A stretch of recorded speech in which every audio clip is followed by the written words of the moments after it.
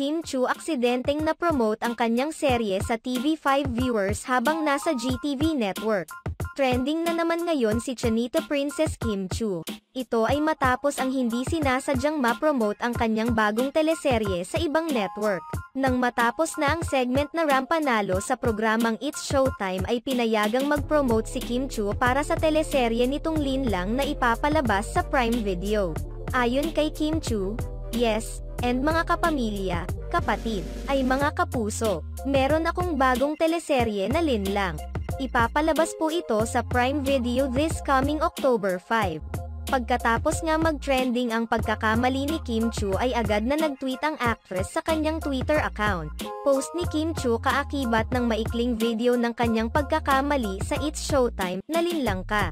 Umani naman ng sarit-saring reaksyon mula sa mga netizens ang naging eksena na ito ni Kim Chiu sa It's Showtime.